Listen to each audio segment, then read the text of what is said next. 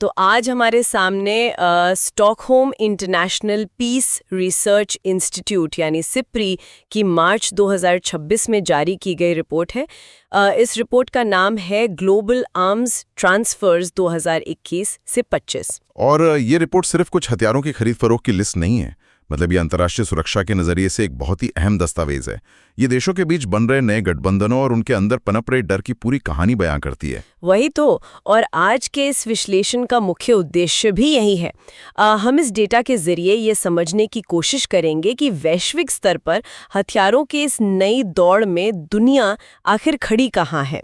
खास तौर पर भारत की सैन्य ताकत आज किस मुकाम पर है। जी, और आयात पर भारत की निर्भरता का क्या हाल है, ये भी हम देखेंगे। बिल्कुल। और साथ ही भारत, चीन और पाकिस्तान के बीच जो एक नया रणनीतिक त्रिकोण आकार ले रहा है, वो कैसे बदल रहा है। लेकिन चर्चा को आगे बढ़ाने से पहले मैं एक बात पूरी तरह स्पष्ट कर देना चाहती हूँ। हाँ, ये बहुत जरूरी है। इस विश्लेषण में हम किसी राजनीतिक पक्ष का समर्थन नहीं कर रहे हैं, चाहे वो लेफ्ट हो या राइट। दुनिया में चल रहे संवेदनशील मुद्दे जैसे रूस यूक्रेन युद्ध, इजरायल गाजा का संघर्ष या भारत पाकिस्तान के तनाव, इन सभी पर हमारा काम सिर्फ सिप्री के प्रामाणिक डेटा को निष्पक्ष रूप से सामने रखना है। एकदम सही बात है। हम सिर्फ ये देखेंगे कि नंबर क्या कह रहे हैं, क्योंकि जब हम इन आंकड़ों को गहराई से देखते हैं तो एक बात साफ हो जाती है कि ये व्यापार केवल मशीनों का लेन देन नहीं है। तो फिर ये क्या है? ये असल में दुनिया की बदलती हुई भू राजनीति यानी जियोपॉलिटिक्स का एक साफ आईना है। कौन सा देश अपनी सुरक्षा को लेकर सबसे ज्यादा डरा हुआ है और वो उस डर को मिटाने के लिए किस महाशक्ति के करीब जा रहा है, ये सब इसमें दिखता है। ठीक है, आइए इसका विश्लेषण करते हैं। मेरे पास जो नोट्स हैं उनमें शुरुआत वैश्विक परिदृश्य से की गई है और सिप्री की रिपोर्ट का पहला ही आंकड़ा मतलब बहुत बड़ा है, 9.2% वाला आंकड़ा। हाँ, 2021 से 25 के बीच दुनिया भर में हथियारों के अंतर्राष्ट्रीय हस्तांतरण में 9.2% की भारी वृद्धि हुई है। 2011 से 15 के बाद से ये अब तक की सबसे बड़ी छलांग है। जी, ये एक बहुत बड़ा शिफ्ट है। लेकिन मुझे जिस बात ने सबसे ज्यादा चौंकाया वो यूरोप का डेटा है। रिपोर्ट कह रही है कि यूरोप के हथियारों के आयात में 210% की वृद्धि दर्ज की गई है। 210%? हाँ, 210%। ये कोई सामान्य वृद्धि नहीं है। मतलब क्या वहाँ पूरी तरह से घबराहट का माहौल है? देखिए, इस 210% की वृद्धि को अगर हम जमीनी हकीकत में समझें तो ये सिर्फ कुछ अतिरिक्त हथियार खरीदने का मामला नहीं है। इसका मतलब है कि पूरा का पूरा यूरोप अपनी अर्थव्यवस्थाओं और अपनी राष्ट्रीय प्राथमिकताओं को रातों रात बदल रहा है। बाप रे! और ये एक ऐतिहासिक बदलाव है। इसके पीछे का सबसे बड़ा कारण है डर। यूरोपीय देशों, विशेषकर नाटो के जो 29 यूरोपीय सदस्य हैं, उनके सामूहिक आयात में 143% की वृद्धि हुई है। 143%? तो क्या ये रूस की वजह से है? बिल्कुल। रूस की तरफ से जो खतरे की आशंका है उसने पूरे महाद्वीप की सोच बदल दी है। दशकों तक यूरोप ने अपनी सेनाओं का आकार छोटा किया था, लेकिन अब वे अचानक से अपने शस्त्रागार भरने में लगे हैं। इसका मतलब है कि जो देश पहले अपनी अर्थव्यवस्था को नागरिक विकास पर लगा रहे थे, अब वे रक्षा बजट में पैसा झोंक रहे हैं। सही कह रही हैं आप। और मेरे नोट्स बताते हैं कि इसी संघर्ष का नतीजा है कि यूक्रेन अब दुनिया का सबसे बड़ा हथियार आयातक देश बन गया है। 2021 से 25 के दौरान वैश्विक आयात का 9.7% हिस्सा अकेले यूक्रेन के पास गया है। इस आंकड़े की गंभीरता को ऐसे समझिए कि एक अकेला देश जो युद्ध के बीच फंसा है, वो दुनिया के लगभग 10वें हिस्से के बराबर हथियारों को सोख रहा है। और ये सिर्फ आयातकों की कहानी नहीं है। निर्यातक देशों की सूची में भी कुछ बड़ा हुआ है क्या? बहुत बड़ा भूचाल आया है। अमेरिका का दबदबा अब ऐसे मुकाम पर पहुंच गया है जो पहले कभी नहीं देखा गया। अब वैश्विक हथियार निर्यात का 42% हिस्सा अकेले अमेरिका के पास है। 42%? यानी दुनिया में बिकने वाला लगभग हर दूसरा बड़ा हथियार अमेरिकी कारखानों से निकल रहा है। ये तो एक तरह का एकाधिकार होता जा रहा है। और सिर्फ हिस्सेदारी ही नहीं, अमेरिका की कूटनीतिक पहुंच भी देखिए। उन्होंने 2021 से 25 के बीच 99 अलग अलग देशों को हथियार बेचे हैं। 99 देश? ये तो लगभग आधी दुनिया हो गई। जी। और जब कोई देश अमेरिका से हथियार खरीदता है तो वो सिर्फ एक मशीन नहीं खरीद रहा होता। वो अगले 30 से 40 सालों के लिए स्पेयर पार्ट्स, ट्रेनिंग और रखरखाव के लिए अमेरिका पर निर्भर हो जाता है। ये एक बहुत बड़ा रणनीतिक फायदा है अमेरिका के लिए। बिल्कुल। वे बहुध्रुवीय दुनिया में अपनी इस ताकत का बहुत ही रणनीतिक इस्तेमाल कर रहे हैं। मैंने यहाँ एक और दिलचस्प ट्रेंड देखा है। रिपोर्ट के अनुसार फ्रांस 21% की वृद्धि के साथ दुनिया का दूसरा सबसे बड़ा हथियार निर्यातक बन गया है। अब उसकी वैश्विक हिस्सेदारी 9.8% है। फ्रांस ने बहुत तेजी से अपनी जगह बनाई है।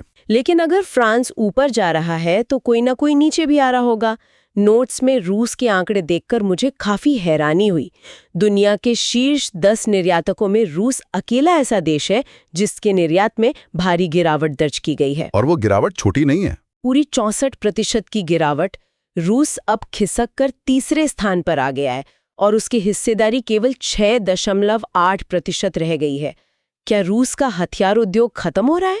खत्म नहीं हो रहा है, बल्कि उसकी प्राथमिकताएं बदल गई हैं। मैं आपको एक साधारण सा उदाहरण देकर समझाता हूँ। हाँ, बताइए।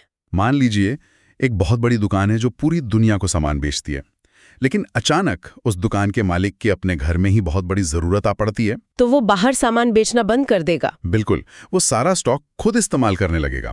यूक्रेन में चल रहे युद्ध के कारण रूस को अपनी पूरी औद्योगिक क्षमता अपने ही सैनिकों की जरूरतें पूरी करने में लगानी पड़ रही है। अच्छा, अब समझ में आया। इसके अलावा चीन और मिस्र जैसे रूस के जो पारंपरिक और बहुत बड़े ग्राहक थे, उन्होंने भी रूस से खरीदारी काफी कम कर दी है।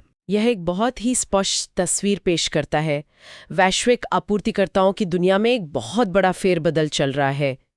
खैर, अब इस वैश्विक नजरिए से आगे बढ़ते हुए जरा अपने नोट्स के उस हिस्से पर आते हैं जो भारत पर केंद्रित है। भारत का डेटा इस रिपोर्ट में बहुत महत्वपूर्ण है। हाँ, डेटा बताता है कि भारत अभी भी दुनिया का दूसरा सबसे बड़ा हथियार आयातक देश है, जिसके पास वैश्विक आयात का 8.2% हिस्सा है। और अगर हम पिछले 5 सालों से इसकी तुलना करें तो 2016 से 20 के मुकाबले इसमें सिर्फ 4% की मामूली कमी आई है। मतलब विदेशी हथियारों पर निर्भरता तो अब भी बहुत बड़ी है। यहाँ सबसे दिलचस्प बात यह है कि आयात की कुल मात्रा उतनी महत्वपूर्ण नहीं है जितना कि यह जानना कि भारत आखिरी हथियार खरीद किससे रहा है। सही बात है, स्रोत बहुत मायने रखता है। अगर हम पुराने आंकड़ों को पलटें, जैसे 2011 से 15 का समय, तो उस वक्त भारत की सेनाओं के 70% हथियार अकेले रूस से आते थे। 70%, यानी पूरी सैन्य प्रणाली ही रूसी तकनीक पर आधारित थी। जी हाँ, लेकिन 2021 से 25 के इस नए डेटा में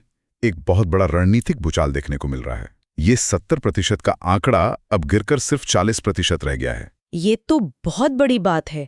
दशकों पुरानी निर्भरता को इस तरह से कम करना आसान नहीं होता। इसका मतलब है कि भारत जानबूझकर एक बहुत बड़ी रणनीति के तहत रूस से दूरी बना रहा है। बिल्कुल, ये एक सोची समझी रणनीति का हिस्सा है। लेकिन अगर रूस से हथियार नहीं आ रहे हैं तो ये खालीपन कौन भर रहा है?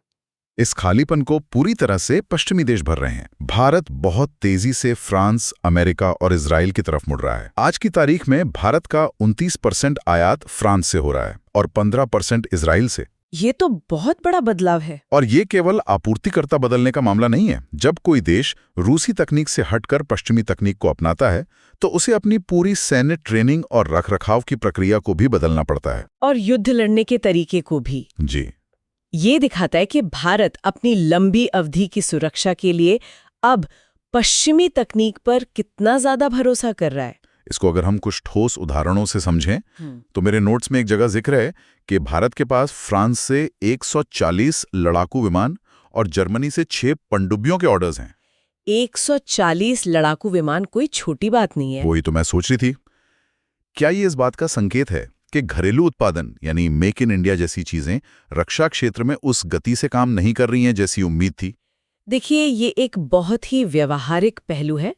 भारत तेजी से अपनी खुद की हथियार बनाने की क्षमता विकसित कर रहा है, लेकिन लड़ाकू विमान या पनडुब्बी बनाने की तकनीक बहुत जटिल होती है। उसमें समय लगता है। बिल्कुल, इसके स्वदेशी उत्पादन में दशकों लग सकते हैं।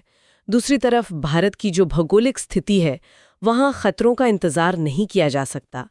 सेनाओं को आज और अभी उन्नत तकनीक चाहिए। की तरफ देखना ही होगा। यहाँ पर मामला सच में बहुत रोचक हो जाता है। पाकिस्तान और चीन का जो गठजोड़ है। हाँ, मेरे पास जो डेटा है वो बताता है कि पाकिस्तान अब दुनिया का 5वां सबसे बड़ा हथियार आयातक देश बन गया है।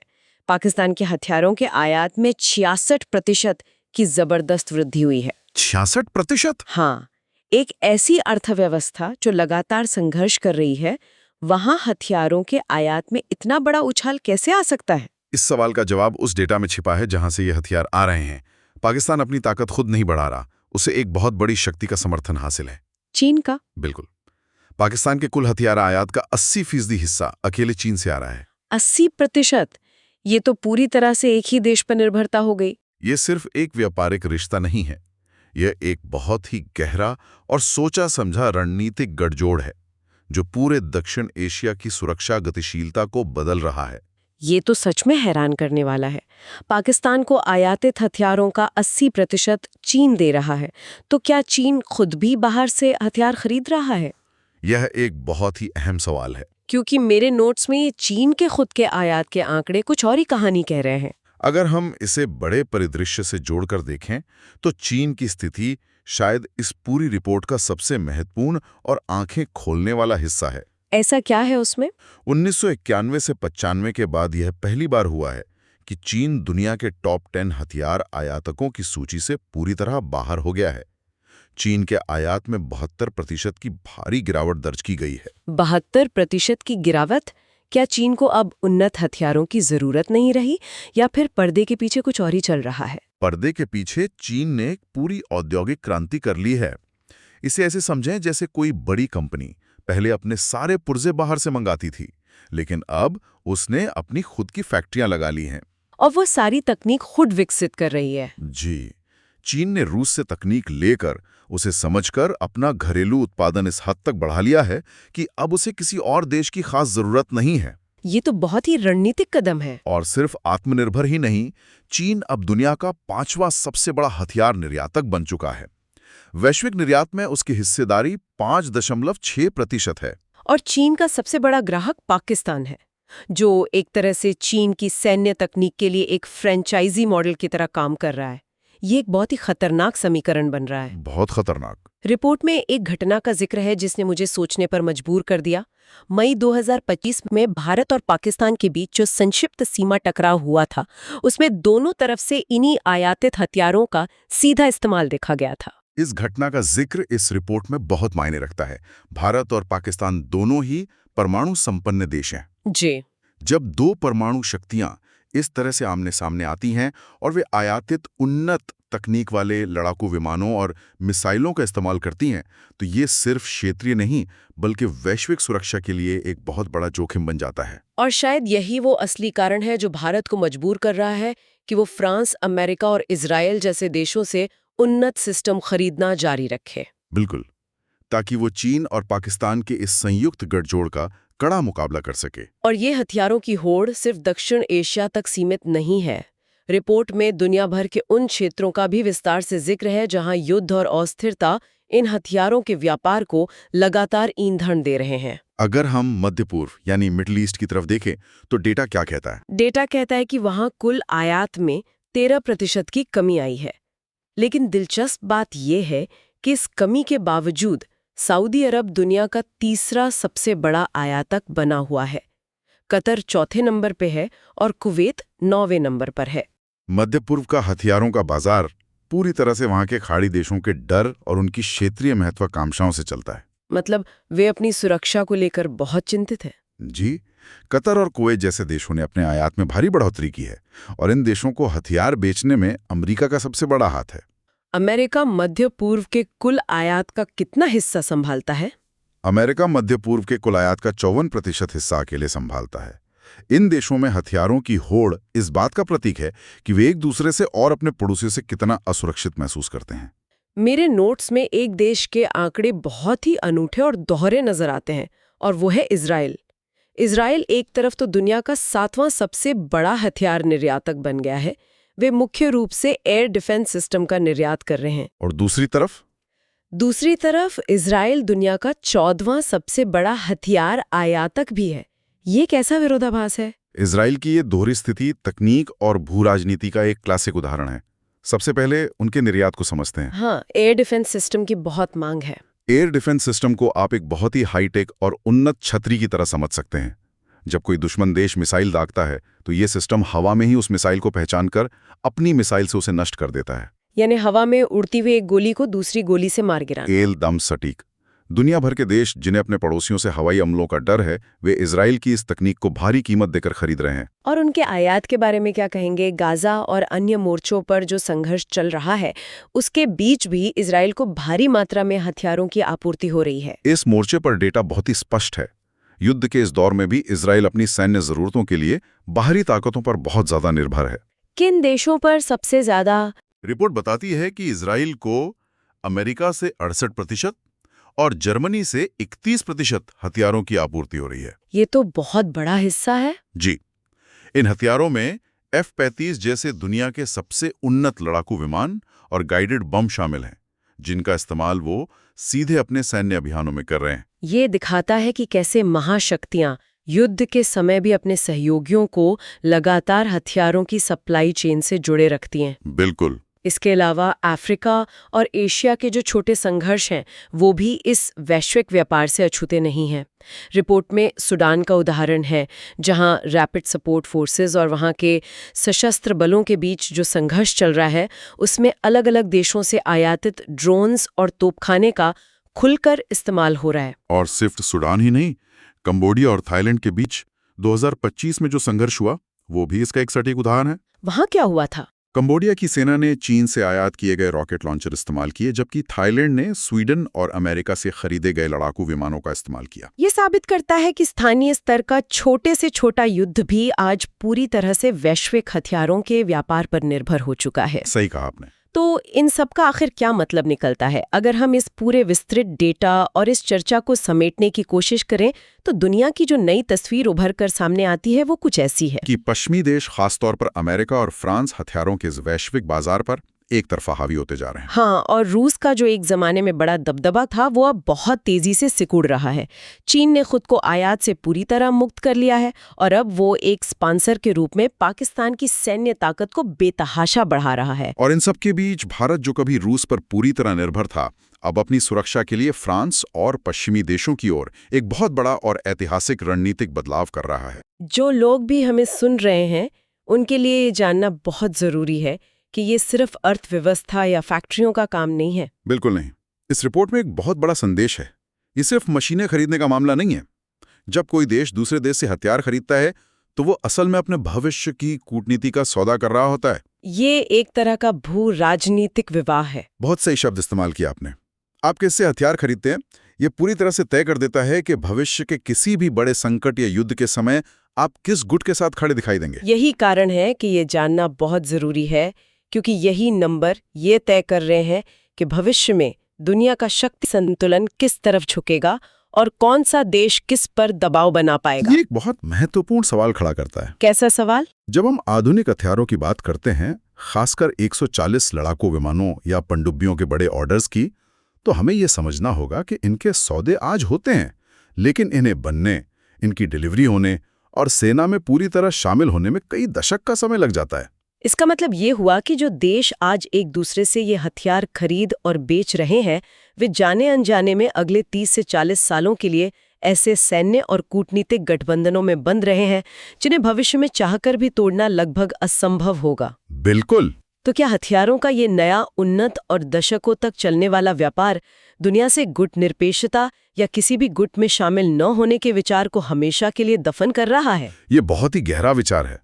जिस तरह की तकनीक और जिस तरह की निर्भरता हम इन आंकड़ों में देख रहे हैं, उसे देखकर यही लगता है कि भविष्य की दुनिया में पूरी तरह से तटस्थ रहना शायद किसी भी देश के लिए संभव ही नहीं रह जाएगा।